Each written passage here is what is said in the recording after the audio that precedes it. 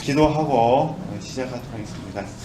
사랑의 하나님, 참으로 감사를 드립니다. 주의 이름으로 저희들이 다시 모였습니다. 이 시간을 복 내려 주옵시고 저희들의 삶이 날마다 주 안에서 새로워질 수 있도록 복 내려 주시옵소서.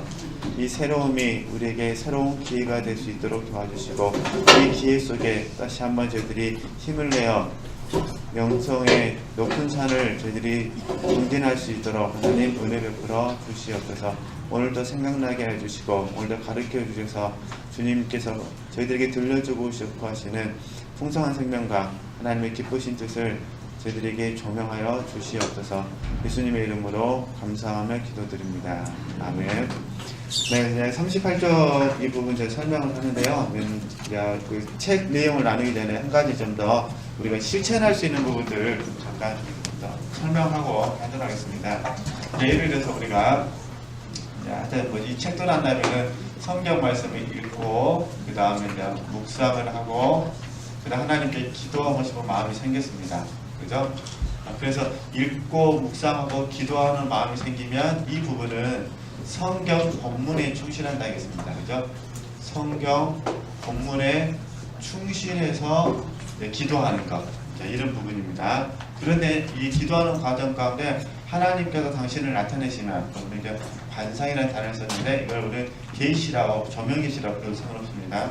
관상되어지면서 이 안에서 관상되어지고 잡는 경우는 이 부분을 임재라고 표현했거든요. 임재로 표현했고 이 부분을 삶 속에서 실천, 적용하는 이렇게 이제 설명을 했습니다. 그렇죠? 그러니까 읽고 묵상하고 기도하는 부분에서는 여기서 끝난다면 성경 본문에 충실한 것이고, 그죠? 그리고 만약에 계시를 통해서 하나님의 임재 안에 들어가게 되면 또 이게 되면 이제 한 단계 더 깊어진다 이렇게 공부했는데 이 부분에 있어서 이제 뭘 말씀드리고 싶냐면 이제 성경으로 시작을 했다가 이제 하나님께서 무엇인가 좀 조명해 주셔가지고 계시 속에서 하나님의 임재 가운데 머물렀는데 임재 안에 머무르는 과정 가운데 우리들의 생각이 흐트러질 수 있다 그런 부분입니다. 생각이 이게 쉽게 말해서 잡념이 들어올 수도 있고 아니면 이 임재 안에서 온전히 굴복되지 못하다 보면은 또 하나의 소욕에 의해서 갈등이 생길 수가 있습니다. 그럴 때 어떻게 되느냐? 우리가 다시 깨워서 영을 깨워서 원래 하나님께서 주셨던 임재 안으로 뭐라는 거죠? 들어가야 된다. 근데 이 임재라는 부분을 느낌이라든가 체험의 개념을 설명하지 말고 하나님께서 우리에게 당신을 나타내신다고 하셨잖아요. 그러니까 요한복음 14장 21절 말씀과 로마서 12장 1절에서 2절 말씀, 특별히 2절 말씀, 하나님의 선하시고 기뻐하시고 온전하신 뜻, 하나님 당신 나타내신다 하셨기 때문에 이 부분에 있어서 계시다 그런 부분입니다. 그 계시 안에 다시 뭐 하자는 거죠? 우리가 마음을 깨워서 다시 들어가야 된다 그 이야기를 하는 겁니다. 그죠? 그러니까 하나님께서 우리에게 계시를 주셔가지고 우리가 이제 하나님의 선하시고 기뻐하시고 온전하신 뜻 가운데 머무른 걸 임재라 부르는 거예요. 이해되시죠? 그분의 뜻에 대해서 머무르거나 그분의 마음에 대해서 머무르거나 선하시고 온전하시고 기뻐하심에 머무르는 걸 임재라 그런다 그런 부분입니다. 이해되시죠? 쭉 머물렀다가 그 과정 가운데 다시 내가 이 적용을 해야 되는데 적용하는 부분에 있어서 잡념이 들어오거나 갈등이 생길 수 있다 그런 부분입니다. 없으면 제일 좋죠. 없으면요 나의 온전한 마음이시고 하나님의 뜻대로 하옵소서. 뜻이 하늘에서 이루어진 것처럼 땅에서도 이루어지기를 원합니다. 그러면 이게 따봅니다. 저는 걱정할 건데 뜻이는 하늘에서 이루어진 건 좋은데요 하나님 여기서 그게 그런데요 하지만요 이게 붙을 수가 있잖아요. 우리가 하나님께 말은 못하는데 우리의 마음 한구석에 그래도요 나는요 이게 붙을 수가 있습니다. 그러면 다시 이제 어떻게 된다는 거죠? 잡념이나 갈등이 생길 때 어쨌든 멈춰 다시 뭐하자는 거죠? 다시 계시의 임재 안에 들어가야 된다 이런 부분입니다. 그래서 이걸 이제 정리하면은 잘 되어진다고 봤을 때요 하실 수만 있다면 내 스스로가 의지를 들여서 반복하여 계시 안에 들어갈 수 있다 그런 부분입니다. 그래서 내가 30분간 이렇게 훈련했는데 갑자기 남편이 밥 주라겠어요. 기다려라 지금 계시 받고 있어 이러면 또 부부싸움이 있잖아요. 이거 어떻게 하셔야 돼? 이제는 근데 잠깐 멈췄다가 어떻게 하셔야 돼요? 하나님 잠깐만 계시옵소서. 밥 차려주고 저희가 밥 차려주고 내가 밥을 차려줬습니다. 이제 됐지?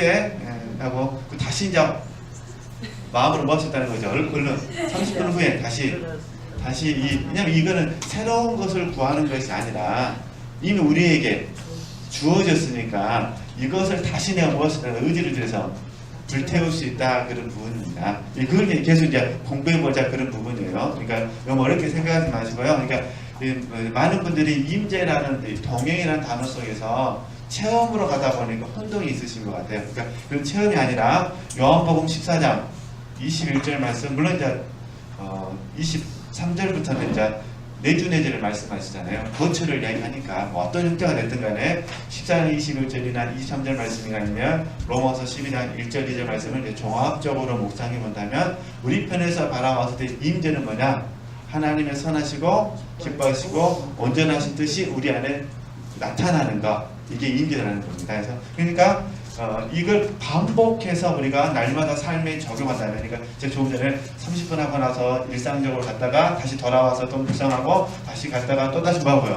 묵상하고 하면서 우리 지체들께서 이 계시받은 부분에 있어서 충분히 묵상할 수 있다 그런 부분입니다. 이런 훈련들을 해주셨으면 좋겠다 그런 부분이에요. 혹시 이제 생각이 흐트러지고 이럴 때는 다시 어떻게 하셔야 돼요? 다시 그러면은 나의 온전한 마음 쓰고 하나님의 뜻대로 하옵소서라고 하면서 이렇게 반복도 해주셔야 된다는 거예요. 그 다음날 어떻게 될 거냐?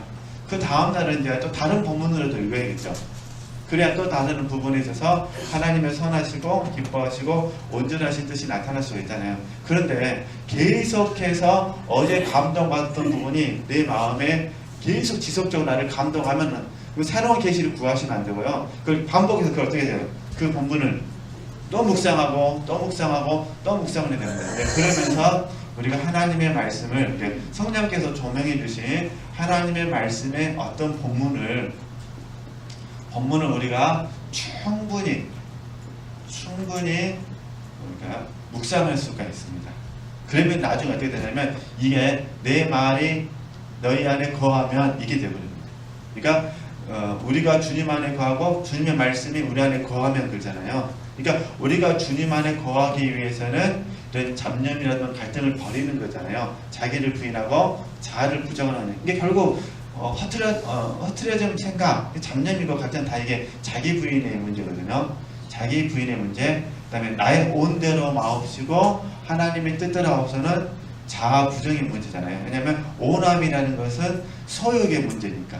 그렇죠? 그러니까 생각을 다스리는 건 자기 부인의 문제고 오남을 다스린 것은 자아 부정의 문제니까. 그러니까 그렇게 되고 나서 주의 말씀이 우리 안에 거하게 되면, 그러니까 이 본문은 계속해서 우리 마음속에 뭐 하는 거죠? 거하게 되는 겁니다. 그래서 이게 거하게 돼서 완전히 그 말씀에 사로잡히게 되면 우리가 뜻이 하늘에서 이루어진 것 같이 땅에서도 이루어지기를 원합니다, 소원합니다 하면서 일치의 기도를 하나님께 드릴 수가 있습니다. 이 순간만큼은 그 말씀에서 비춰서 그 말씀이 내가 되고 내가 그 말씀이 되는 건데, 그 순간만큼은 이렇게 해서 이제 기도하게 되면 이게 이제 우리가 보통 말하는 동역의 기도가 되는 거죠. 그렇죠? 동역의 기도. 기도까지 연결하는 게 성경으로 기도하기잖아요. 이렇게 되면 이제 동역의 기도가 되면서 자연스럽게 적용은 이제 쉬워지게 되겠죠. 왜냐면 내 마음속에 갈등이 이제 없어졌으니까. 그냥 사랑하라 하시면 그냥 사랑하고, 섬기라 하시면 섬기고, 인내하라 하시면 인내하고, 얄밉지만 이뻐라 하면 이뻐하면 되고 인색한 마음이 들면은 그 마음 쳐서 복종시키시면 되고. 이해되시겠죠? 제가 보기에는 우리 지체들께서 이 계시를 받는 건 잘하시는 것 같아요. 왜냐면 영의 기능이 있기 때문에. 근데 이제 어디서 실패하냐면은 이 부분을 가지고 이 적용해서 흐트러질 때, 잡념이나 오남으로 인한 갈등이 생겨가지고 흐트러질 때 어떻게 할 거냐.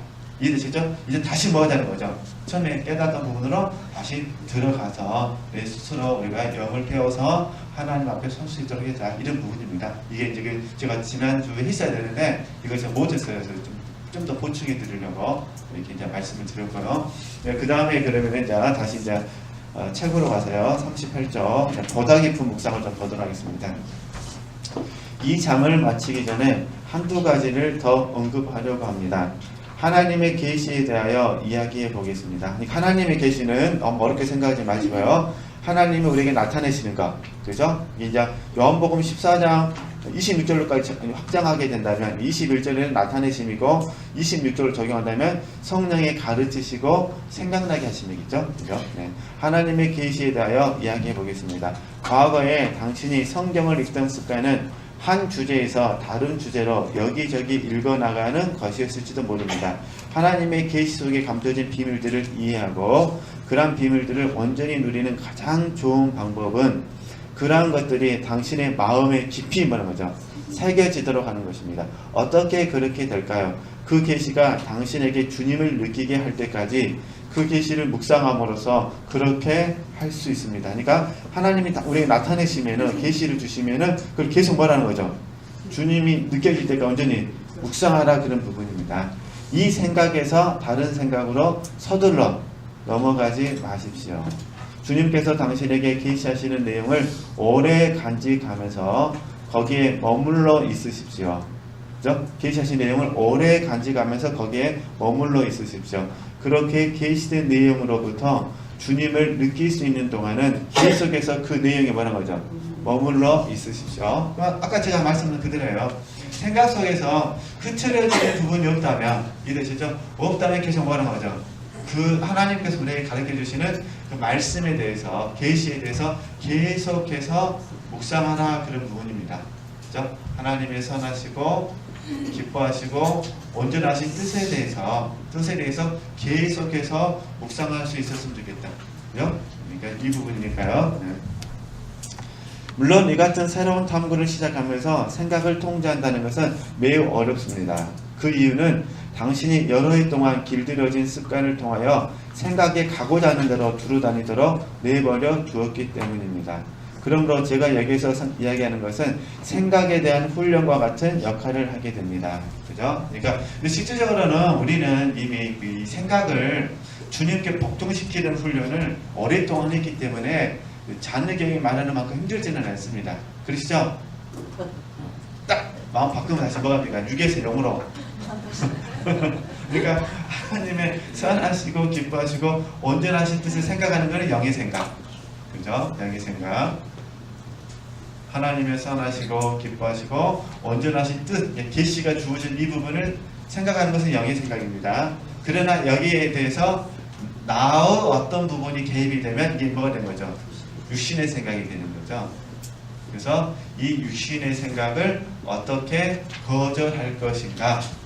첫 번째 우리가 지금 하고 있는 거 잠깐 생각하면 육신의 생각이 들어오면 무시하는 거죠. 그러든지 말든지 그냥 무시하는 겁니다. 무시함. 네. 두 번째, 무시해도 계속해서 그 생각이 딱 떠오르면 거절하고, 네, 이거를 그냥 목사님 표현을 빌리면 끊고 그 생각 쉽지는 않으실 거예요. 그러나 우리가 배웠으니까 끊고 뭐 하는 거죠? 거절하는 거죠. 끊고 거절하고. 그래도 힘들면 이제 세 번째는 이게 대적을 해보자. 사탄을 대적하는 이렇게 이제 하는 부분인데 어찌됐든 네, 아마 대부분 끊고 거절하거나 대적하는 경우는 삶에서 특별한 이벤트가 왔을 때 그러고요. 보편적으로는 그냥 무시하면 좀 있다가 없어집니다. 잡념이 들어올 때 내가 그냥 그러든지 말든지 냅둬버리고 그냥 내가 열심히 하나님의 선하시고 기뻐하시고 온전하신 뜻 영의 생각에 몰입해 있으면은 자연스럽게 그게 없어집니다. 뭐 있다고만 이렇게 신경 쓰지 마시고요. 그냥 이렇게 무시하시는 거 많이 보셨잖아요. 그렇죠? 집에서 청소하고 있을 때 애들이 와서 뭐라고 귀찮게 하면은 어떻게 하세요? 그러든지 말든지 나는 내 길 가리라 청소하시잖아요. 남편분들이 와서 졸졸졸 볶아도 어떻게 하시다 무시해 보셨잖아요. 그러든지 말든지 나는 내 길 가리라 그러듯이 한번 해보시는 겁니다. 어쨌든 우리는 오랫동안 훈련했기 때문에 그러나 어떤 경우는 잘 안 돼요. 왜 잘 안 되냐면요. 거기에는 하나님의 경륜이 숨어 있어서 그래요. 저와 여러분하고 생각을 통해서 연단시키시면은 하나님의 깊은 경륜이 숨어 있어서 그렇습니다. 쉽게 말해서 엘리야가 노델 나무에 들어갈 때 왜 하나님이 지켜주지 않으셨냐? 그걸 통해서 엘리야가 배워야 될 공과가 있었기 때문에 그렇다는 겁니다. 그러니까 우리가 늘 잘 생각을 다스린다 하더라도 어떤 경우는 못 다스릴 때가 있습니다. 그런 경우는 하나님이 저와 여러분을 연단시키시는 거예요. 그래서 이제 그런 과정 속에서 다시 우리를 열조보다 낫지 못하다는 것. 그러니까 영성하는 성도와 똑같다는 것을 하나님은 우리에게 가르쳐 주시는 거죠. 그러니까 우리는 그 순간 다시 뭐 하는 거예요? 쑥 겸손해지면서 하나님의 은혜가 아니면 아무것도 할 수 없습니다 되는 거죠. 그런데 그 이후에 다시 하나님이 우리에게 독수리 날개치며 올라간 같이 영의 생각을 그냥 확대시켜 주시죠. 네, 그러면서 우리가 은혜를 배우는 거니까요. 그렇게 이해하시면 되실 것 같습니다. 네, 그 다음에 좀 더 가서요. 당신의 영혼이 내적인 것으로 돌아가는 일에, 그러니까 하나님이 은혜를 계시해 주셨던 것으로 돌아가는 일에 점점 익숙해짐에 따라 이런 과정이 훨씬 더 뭐라는 거죠? 쉬워지리라 확신하기 바랍니다. 시간의 흐름에 따라 생각을 주님께 복종시키는 일이 더 쉬워질 것이라고 하는 데는 두 가지 이유가 있습니다. 첫째는 당신의 생각에 이 일을 계속함에 따라서 내적 깊은 곳에 들어가는 새로운 습관을 갖게 되기 때문이며, 두 번째는 당신이 은혜가 많으신 주님을 뭐라고 하죠? 모시고 있다는 사실입니다. 주님께서는 친히 당신에게 계시해 주시는 것을 아주 크게 기뻐하시며 또한 그렇게 하시기 위하여 당신에게 풍성한 은혜를 내리십니다. 주님께서는 당신에게 친히 자신의 임재를 즐거워하며 누리는 체험을 주십니다. 주님께서 당신을 만져주시면 그분의 만져주심이 너무나 좋기 때문에 그 어느 때보다도 주님께로 더 가까이 나아가고자 하는 마음을 갖게 되는 것입니다. 그러면 40장을 펼쳐놓으시고 지금까지 공부했던 것 간략하게나마 정리를 해야 될 것 같습니다. 네, 간략하게나마요.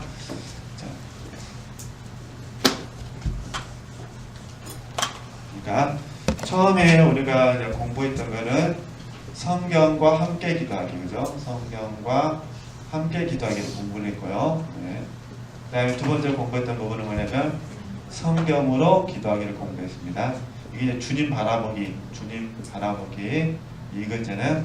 세 번째는 이제 하고 있는 거, 그건 뭐냐면 영의 기능을 통해서 주님의 임재 안에 들어갑니다. 이 영의 기능은 환경과 관계가 있습니다. 물론 성경과 함께 기도하기, 성경으로 기도할 때 다 영의 기능으로 합니다. 영의 기능으로 하는데 영의 기능이 성경으로 했다는 이런 부분이고, 세 번째는 뭐냐면 영의 기능은 환경을 통해서 하는 겁니다. 그래서 이걸 저희들이 삶의 기도 이렇게 부르는 거잖아요. 그러니까 이게 이제 다시 세 번째는 원리는 똑같습니다. 하나님께서 환경 속에서, 삶 속에서 저와 여러분에게 찾아오시면 이게 바로 찾아오시면 계시가 되는 거잖아요. 다시 나타내시는 거니까 나타내 주시면 뭐 하자는 거죠? 나타내 주시면 우리 금방 이게 되는 거예요. 그래서 이걸 하기 위해서 우리가 배웠던 게 뭐냐면 집중하세요, 응시하세요, 그 다음에 바라보세요. 이거잖아요, 이거. 그죠? 네. 집중하고, 응시하고, 바라보고. 그러니까, 이렇게 보면은 우리가 날마다 하나님, 물론 이제 얼마만큼 했냐는 또 별개 문제지만은 어차피 우리는 이 1번, 2번, 3번으로 계속 묵상하고 있습니다. 그렇죠? 그러니까, 성경을 읽으실 때 성경과 함께 하시고, 또 더 깊어지기 위해서는 성경으로 하고, 그죠? 세 번째 어떻게 하죠? 삶 속에서, 환경 속에서 하신다 그런 부분입니다.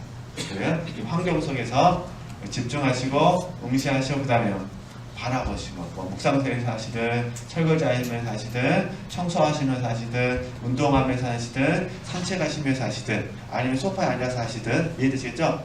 아니면 저처럼 책으로 하든, 어떤 형태가 됐든 간에, 이제 우리는 환경 속에서 주님의 임재 안에 들어갈 수 있다 그런 부분입니다. 그러나 시간적으로 계산해 보면은 3번이 제일 많습니다. 시간적으로 계산해 보면, 그죠? 그래서 이제 이걸 통해서 우리가 이제 삶의 기도가 되듯이 묵상도 뭐가 되는 겁니까? 기도가 되는 겁니다. 그죠? 아니 묵상도 삶이 되는 겁니다. 그래서 이걸 종합하고 뭐냐면 이렇게 됩니다. 삶의 기도라는 개념 안에는 묵상이 여기 전부 포함되는 겁니다. 그래서 이걸 통해서 이걸 묵상 기도라고 하는 거죠. 그러니까 삶 자체가 이게 기도가 되는 거예요. 그죠? 우리가 다칭하면은 마음만 먹으면 뭐 할 수 되는 거죠? 바로 우리는 묵상 기도가 가능하게 된다. 마음만 먹으면. 그러니까 이걸 따로 이제 제가 정리해드리면은 따로따로 하지 말고 아마 세 가지를 골고루 한번 해볼 수 있었으면 좋겠다 그런 부분입니다. 이렇게 이해하시고요. 네. 1번, 2번 하기 위해서는 시간을 정한 게 좋겠죠. 왜냐면 성경을 하니까. 그리고 이제 3번 같은 경우는 일상생활 속에서 무슨 일을 하시더라도 이렇게 한번 해보셨으면 좋겠다. 이제 그런 의미에서 정리해드렸습니다. 이건 이제 다 배우셨고 하고 계시는 거니까요. 그 다음에 이제 40쪽은 어떤 부분이냐면은 글을 읽지 못하는 사람은 어떻게 될 것이냐 이런 부분이에요. 글을 읽지 못하는 사람은. 근데 이제 실질적으로 우리 지체님께서는 이제 글을 다 읽을 수 있으시니까. 근데 자녀의 경우는 글을 읽지 못하는 사람들에게 이렇게 하라고 했는데요. 실질적으로는 글을 아는 우리도 이렇게 할 수가 있습니다. 그래서 이걸 어떻게 이제 설명하냐면은 이미지를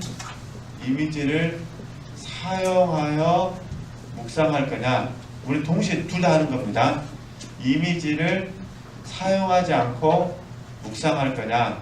이렇게 이해하셨으면 좋겠습니다. 우리는 글을 알고 있으니까. 네. 이때 당시에는 글 모르는 사람이 너무 많으셨기 때문에 이렇게 설명한 거고요. 그러니까 쉽게 해서 이미지를 사용하는 묵상을 할 거냐 아니면 이미지를 사용하지 않은 묵상을 할 것이냐 그런 부분입니다. 먼저 설명하고 책을 읽으면 금방 이해되시니까 이미지를 사용한다는 건 무슨 의미냐면요. 예수님은 이미지 그러니까 목자이시다. 그럼 목자의 이미지가 그려지잖아요. 예수님은 여기서 어린 양이시다. 예수님은 의사이시다. 예수님은 구원자이시다. 이렇게 이미지를 사용하는 겁니다. 그러면 이제 이미지를 사용할 수 없는 경우가 뭐냐면은 하나님은 선하시다. 이 선하심이라는 불도 하나님은 불의를 싫어하신다. 이런 경우는 이미지를 사용하기가 참 어려워요. 그러니까 이성을 뛰어넘는 개념이거든요. 그러니까 그래서 욥의 고백도 막 그러잖아요. 하나님은 모든 일을 하신다. 하나님은 모든 일을 하신다. 이 모든 일은 뭐냐면은 의인에게도 핍박하신다. 이게 지금 포함이 된 거잖아요. 이런 경우는 이미지 사용은 안 된다는 거예요. 하나님께서 직접 개입을 하셔가지고 계시를 해주셔야만 가능한 부분이잖아요. 그죠? 그러니까 어찌됐든 그래서 이 글을 모르신 분들에게는 이미지를 사용해서 묵상하도록 설명을 합니다. 글자를 모르는데 그림은 그릴 수가 있기 때문에 그죠? 그러냐 우리는 이미 글자를 알고 있으니까. 근데 저는 개인적으로 이 잔류경의 이 가르침을 따라서 제 자신이 친히 몇 년간 해봤습니다. 지금도 잔류경처럼 아니지만 이렇게 학원에 있으니까 몇 년간 하면서 느꼈던 부분이 뭐냐면은 초창기 제가 묵상 훈련을 하는 데 있어서 굉장히 도움을 받았습니다. 이거 한번 이 책 읽어가면서 제가 설명해 드릴 테니까요. 한번 해보셨으면 해서 그 부분입니다. 그러니까 동의 되신다면 한번 뭐 해보자는 거죠. 실천을 해보셔야 됩니다. 실천 안 하시면 소용이 없습니다. 그러니까 지금은 실천하는 부분을 공부를 하고요. 이제 나중에는 이 실천해 가는 과정 가운데 우리의 영적 성장이 어떻게 일어나게 되고 영적 성장이 일어나는 과정 가운데 어떻게 하나님의 임재를 적용해야 될 것인가 이렇게 책이 구성되어 있기 때문에 그렇게 하시고 한번 보도록 하겠습니다. 네. 그래가지고 이제 40쪽에 보시면은요. 자, 하여튼 글을 모르신 분도 묵상할 수 있다. 네, 그런 내용입니다. 그래서 이제 밑에서 이거 좀 빨리 보면은 네 번째 줄 보시면은 저는 그러나 사실 당신은 정말로 복을 받은 사람입니다. 글을 읽을 수 없는 것이 축복이 되는 것은 당신에게는 기도가 바로 당신의 읽는 것이 될 수 있기 때문입니다. 당신은 가장 위대한 책이 바로 그리스도시라는 사실을 모르고 있습니까? 그러니까 책을 읽지 못하더라도 주님이 여러분 안에 계시니까 그리스도를 묵상할 수 있다. 그런 부분입니다. 그러나 이 우리는 이제 그를 알고 있으니까 이해하시면 되실 것 같습니다. 그래서 그 다음에 이제 41쪽에 가서 중요한 부분은 뭐냐면은 내가 그를 모른다 하더라도 예수님이 내 안에 계시기 때문에 내 안에 계신 예수님을 깊이 사랑하고 묵상하게 되면 그분이 우리에게 모든 부분을 가르쳐 주실 것이다. 그런 부분입니다. 그래서 이제 41쪽 밑에서 7번째 줄. 자, 그래서 우리는 그를 아니까 자, 마음으로 기도한다고 생각하고 이제 적용을 해보는 겁니다. 주위의 모든 것에 대해서는 눈을 감으십시오. 타시죠? 이제는 내적인 눈을 떠서 당신의 영을 바라보십시오. 한마디로 당신의 모든 생각을 당신의 존재의 내적인 부분을 뭐라고 하죠? 집중이 나오는 거죠. 이해되시죠? 집중을 하는 겁니다. 집중되어지면서 어떻게 되냐면은 우리 생각이 내려놔지게 되거든요. 이게 집중의 큰 효과는 뭐냐면은 내려놓음입니다. 아까 제가 집중, 그다음에 응시, 바라봄 그랬잖아요. 바라봄이 들음이잖아요. 들음. 그러니까 집중의 가장 큰 효과는 뭐냐면 내려놓음이죠. 잡념, 허탄한 생각들을 내려놓게 된다 이런 부분입니다. 물론 훈련 안 되신 분들은 어렵습니다. 이렇게 눈 감고 있다가 자버리니까요. 그러나 훈련된 우리는 안 그럴 줄 믿습니다. 일단 내적인 부분에 집중시키십시오. 내려놔야 된다 이런 부분입니다. 하나님께서 당신 안에 계신다는 사실을 믿기만 하면 됩니다. 이러한 믿음, 바로 이러한 믿음만이 당신을 그분의 거룩하신 임재하심 앞으로 인도해 줄 것입니다. 당신의 생각을 이곳저곳으로 떠돌아다니지 않게 하고 할 수 있는 한 뭐라는 거죠? 통제하십시오. 이게 여기까지 집중입니다. 주님이 임재에 들어왔다면 이제는 그분 앞에서 잠잠히 그리고 고요히 있어야 합니다. 잠잠히 있는 부분이 응시가 되겠죠. 잠잠히 주님에게만 초점을 맞추는 겁니다. 그러면 그 주님께서 우리에게 뭔가를 가르쳐 주시잖아요. 계시해 주시면 그 계시하신 부분을 바라보시거나 아니면 들었으니까 깊게 생각해 보시면 된다 그런 부분입니다. 그래서 내려놓은 초점 집중, 응시, 바라봄을 통해서 내려놓고 주님에게만 초점을 두고 그다음 주님의 그 어떤 부분을 가르쳐 주시면은 그 부분에 대해서 묵상하면 되신다. 이 원리니까요. 이렇게 이해하시고 그래서 우리에게 들려주는 얘기가 뭐냐면 주기도문을 설명합니다. 주기도문으로 기도했으면 좋겠다. 이거는 책을 개인적으로 읽어보시면 되시니까 제가 간략하게만 설명하고 이 파트는 넘어가도록 하겠습니다. 그러니까 주기도문 할 때 이렇게 하라는 거예요. 하늘에 계신 우리 아버지여 그러잖아요. 우리 아버지여. 그러면은 글씨는 모르시더라도 주기도문 다 암송하고 계시기 때문에 하늘에 계신, 그러니까 오늘 하루는 그래서 내가 30분을 묵상한다 아니면 10분을 묵상한다. 그건 개인의 그 시간을 내는 시간에 차이가 있으니까 어쨌든 30분이든 10분이든 묵상할 때 하늘에 계신 우리 아버지를 반복하라는 것이 아니라 하늘에 계시할 때 이 하늘에 계신만 묵상하라 그런 부분입니다. 하늘에 계신 부분만. 그죠? 이해되시죠? 그러면 하늘에 계신 부분만을 이제 10분이든 30분이든 묵상하는 거예요. 마음속에서 하나님께 이제 기도하시면서 해야 되겠죠? 하나님, 하늘에 계시라는 것이 무슨 뜻인지 예를 들면 알려주어서 그래서 잠잠히 하늘에 계신 의미들을 묵상하게 된다 그런 부분입니다. 그럼 하나님께서 여러 부분들을 이제 가르쳐 주시겠죠. 예를 들면은 하나님께서 예수님이 그러잖아요. 천지의 주제이신 아버지 그러잖아요. 그러니까 이거는 창조주의 의미가 있겠구나. 예를 들어서 이렇게 깨달음을 주신다면 이런 식으로 이제 묵상하는 겁니다. 그리고 그 다음 날 그러면 이제 우리에서 묵상할 수도 있고 우리 아버지까지 묵상할 수 있잖아요. 그러면 그 다음 날 어떻게 하냐면은 우리 아버지라는 것이 아니라 다시 처음부터 하늘에 계신 묵상하고 그 다음 하는 겁니다. 우리 아버지라는 겁니다. 근데 하나님의 은혜가 임해가지고 우리에서 끝나버렸어요. 이해되시겠죠? 그러면 이제 그 다음 날은 어떻게 되는 거예요? 다음 날 다시 하늘에 계신 우리 하늘에 계신 묵상하고 그 다음에 우리 묵상하고 그 다음에 뭐가 아버지여를 묵상하게 되는 거죠. 이해되시겠죠? 그러면 이제 그 다음 날은 어떻게 됩니까? 하늘에 계신 묵상하고 우리 묵상하고 아버지와 묵상하고 내게 이제 이름이 이래서 거룩히 여김을 받으시오. 그러면 그 문장 한 문장 가지고 또 묵상을 하고 그 다음 날 다시 하늘에 계신 우리 아버지여 이렇게 이제 묵상하는 겁니다. 이해되시죠? 그러면 주기도문이 이제 다 끝났습니다. 그래서 한 달 걸렸다. 그럼 그 다음 달에 어떻게 하느냐? 다시 또 하는 겁니다.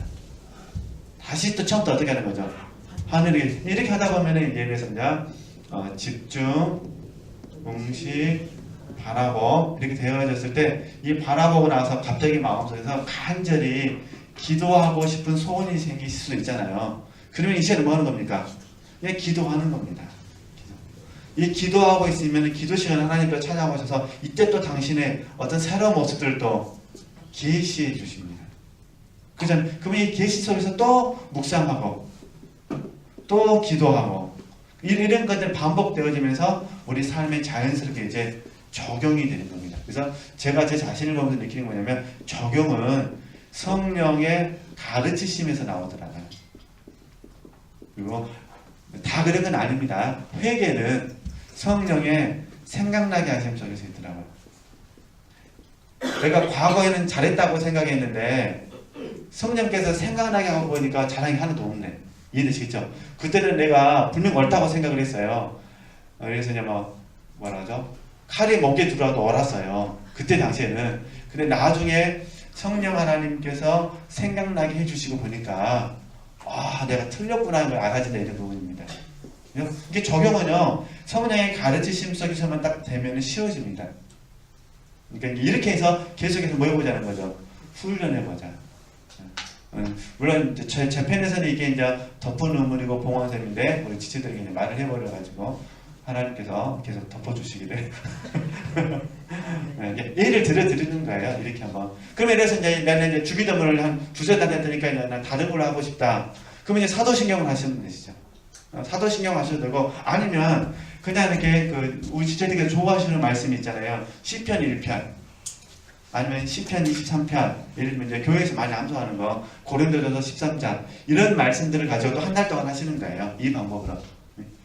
제 의미를 아시겠죠? 네, 이렇게 해서 해보시고 하시다 보면은 이제 나중에 이 훈련이 잘 되어지면은 이제 자유자대로 묵상을 할 수 있도록 하나님께서도 길을 열어주시겠죠. 그러니까 지금은 묵상이 잘 되신다면 뭐 이렇게 하실 필요는 없으십니다. 그러나 혹시 내가 이제 그래서 짜투리 시간에 묵상하겠다 그러면은 짜투리 시간에 묵상하려면 어려울 수도 있잖아요. 그러니까 짜투리 시간에 묵상하기 좋은 방법은 방금 제가 말씀드렸던 것처럼 주기도문으로 하시든지 아니면 시편 1편이나 23편 이렇게 늘 암송하시는 말씀 있잖아요. 그런 말씀들을 가지고 이렇게 쪼개서 한번 묵상해보는 거, 해보는 거. 짜투리 시간이에요.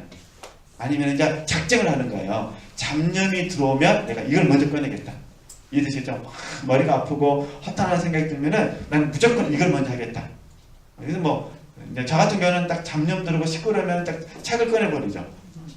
이게 책 읽은 데서 솔직히 복잡한데 책이 들어오겠습니까? 안 들어오죠. 그러나 일단은 그 잡념을 벗어나시는 방법을 하는 거죠. 책을 그냥 딱 꺼내는 거예요. 그냥 펼쳐놓고 그냥 가만히 앉아 있습니다. 춤발라서 읽다 보면 그 책에서 어떤 구절이 확 생각이 나가지고 제 잡념을 그냥 한순간에 객관화시켜버려요. 이게 우리가 실질적으로 이 감정이 힘든 이유는 뭐냐면요. 주관화돼서 그러는 거예요. 이게 딱 객관화만 되잖아요. 그러면은 감정은 힘 하나도 안 듭니다. 왜냐면 내 것이 아니라 그의 것이 되는 거거든요. 내가 객관적으로 나를 볼 수가 있어요. 그러면 여기에서 이제 정답이 보이는 거죠. 뭐 상대방이 이해가 된다거나 내가 너무 무례하진 않았나? 이렇게 되는 거죠. 그러나 주관화되어 있으면요. 절대로 이게 안 됩니다. 왜냐면 주관화되어 있으면요. 나는 옳고 그럼 무조건 틀렸어요. 그리고요. 우리 육체는요. 내가 옳다고 여겨지잖아요. 그리고 나도 모르게 내가 갑이라고 여겨지잖아요. 그럼 반드시 갑질을 해야만 삽니다. 감정이 그렇습니다. 감정이 반드시 내 옳음을 뭐 해야 돼요? 증명해야 돼요. 어떤 방법을 써서라도 증명해야 돼요. 굳이 증명할 필요도 없는데 우리는 주님만 아시면 충분합니다. 하지만 이 순간만큼은 안 돼. 이 순간 그래 주님도 아셔야 되고 그도 알아야 돼요.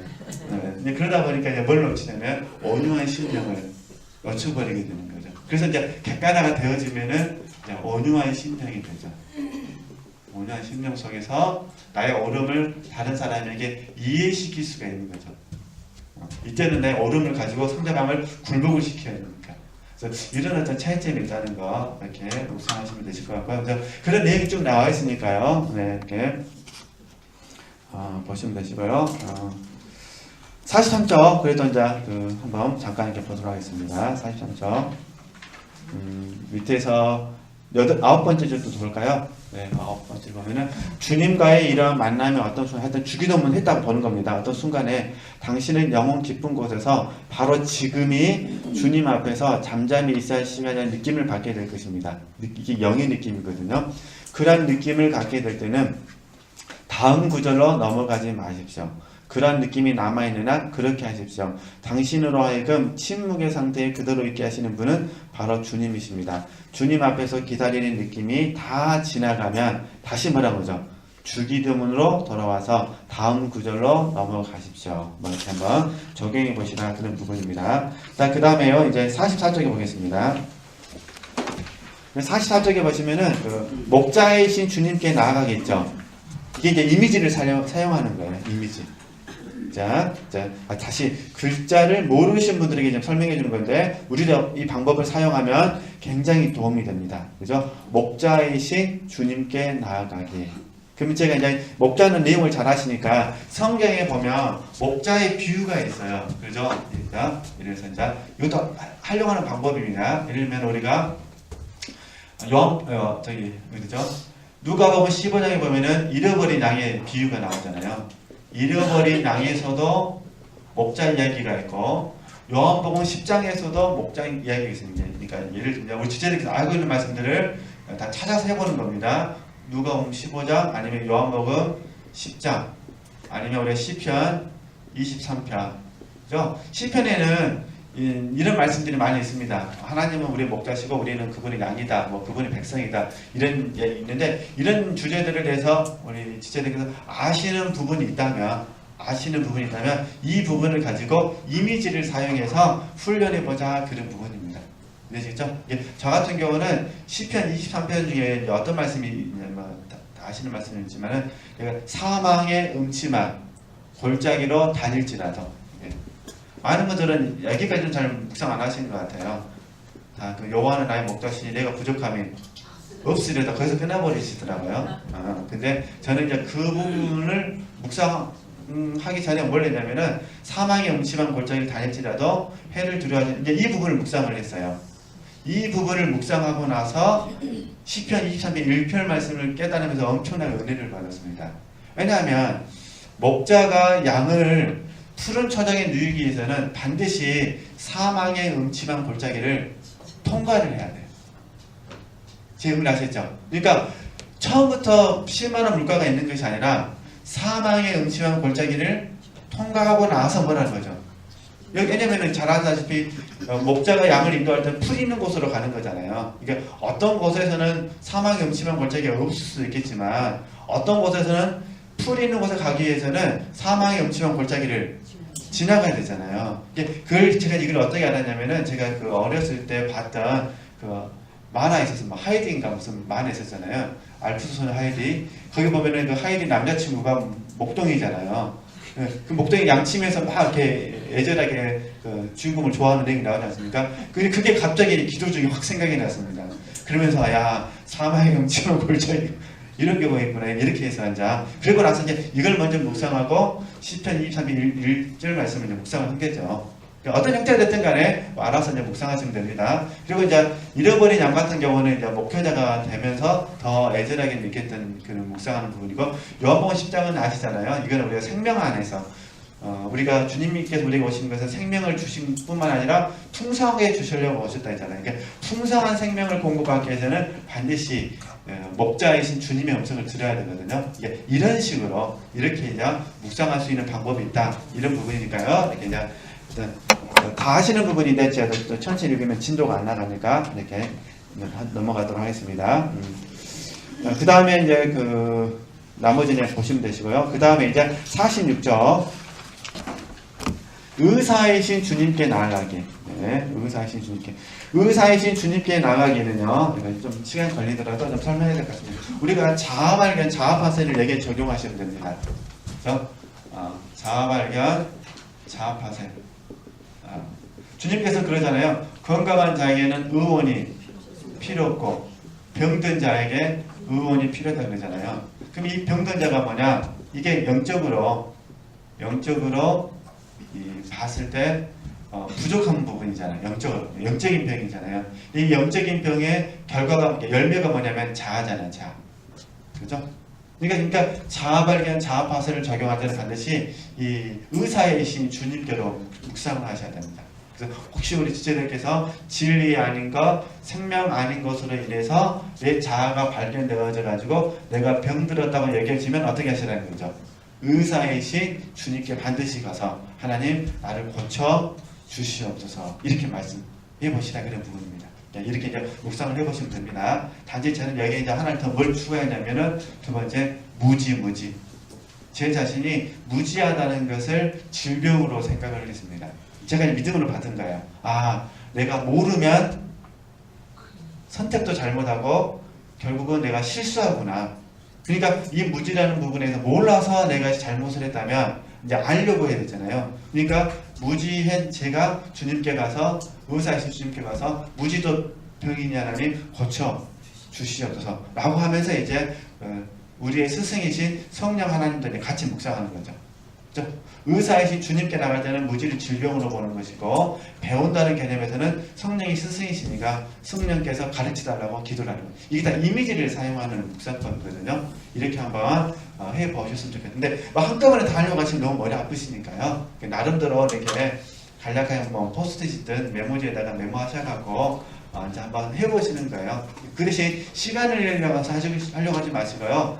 이렇게 스마트폰에다 갖고 다니시면서 짜투리 시간에 친구 만나기로 했는데 친구가 20분 늦는다든가 그러면 나가려면 가시네 이러지 마시고 얼른 그때 뭐 하시면 돼요? 묵상할 수 있는 시간 주셔서 감사합니다. 얼른 꺼내셔갖고 주기도문을 하시는지 이렇게 한번 해보시면 됩니다. 이렇게 하시면요 나중에요 묵상 잘 되면요 친구가 빨리 오는 게 야속해요. 이왕 늦은 김에 좀만 더 늦게 오지 뭐라 빨리 오냐 이렇게 됩니다. 그러면 이제 점점 인간관계가 많이 좋아집니다. 실천해 보셨으면 좋겠고요. 그래서 이제 책은 봐야 될 것 같아요. 그래서 46쪽 보시면요 중간 정도에 보시면 이런 부분이 있어요. 더 나아가서 보시죠. 그 이 부분 보면 이런 부분이 있습니다. 주님 앞에서 잠잠히 기다리는 시간은 점점 뭐 한다는 거죠? 늘어가게 될 것이다. 그러니까 뭐 10분부터 시작하셔도 되고 7분부터 하셔도 됩니다. 그러나 중요한 부분은 하시다 보면 이게 30분은 늘어납니다. 또 하시다 보면 어떻게 될까요? 30분이 1시간 늘어납니다. 1시간이 2시간인데 막 2시간 이상씩 하려고 하시면 안 됩니다. 왜냐면은 삶이 있잖아요. 우리 삶이 무너지니까 그러면 또 청소도 해야 되잖아요. 근데 그건 안 되기 때문에 지혜롭게 하셨으면 좋겠습니다. 그러나 제 개인적인 생각은 30분씩 여러 번 하시면 좋을 것 같아요. 딱 30분 묵상하시고 얼른 집안일 하시고 이러시죠. 그 다음에 또 짜투시 얼른 또 30분 묵상하시고 또 얼른 집안일 하시고 이렇게 하셨으면 좋겠습니다. 그래서 더 나아가서 기도에 있어서 당신 자신의 노력은 점점 줄어들게 될 것입니다. 마침내 주님께서 당신의 기도를 완전히 뭐하죠? 사로잡으시며 당신 속에서 일하시는 하나님께 지속적으로 당신의 기도를 맡겨드리게 되는 순간이 찾아오게 될 것입니다. 이건 어떤 의미냐면은 내가 기도하고 싶어서 기도한 것이 아니라 주님께서 내게 먼저 찾아오셔가지고 나를 기도하게끔 만드신다 그런 부분입니다. 점점 만드신다. 그게 만들어지면 기도가 훨씬 쉬워지겠죠. 당신도 알게 되겠지만 아주 간단하게 시작했던 것이 점점 크게 자라날 것입니다. 그것은 점점 자라나서 당신과 하나님 사이에 매우 실제적이고 생명과도 같은 관계를 이루게 할 것입니다. 주님의 임재하심을 진정으로 경험하게 되면 당신 실제로 주님의 임재와 함께 찾아오는 이러한 침묵 상태와 평화로운 안식을 좋아하기 시작했다는 사실을 발견하게 될 것입니다. 주님의 임재하심은 놀라운 기쁨입니다. 주님의 임재하심이라는 이 경이로운 기쁨은 이제 당신을 기도의 또 다른 차원으로 나아가도록 도와줄 것입니다. 그래서 다음 시간에는 두 번째 단계, 지금보다 더 뭐라고 하죠? 한층 더 깊어진 관계를 공부하게 됩니다. 이건 제가 저번에 잠깐 간략하게 말을 했어요. 뭐냐면 여기 기능을 통해서 바로 하나님과 교제하는 부분, 그런 부분인데 이거는 이제 다음 주에 하도록 하겠습니다. 그러니까 이렇게 하시고요. 다음 주에 48쪽부터 공부하도록 할 테니까 그렇게 하시고 시간 되시면은 한번 읽어가지고 오시면 감사하겠습니다. 하나님께 영광 드리겠습니다.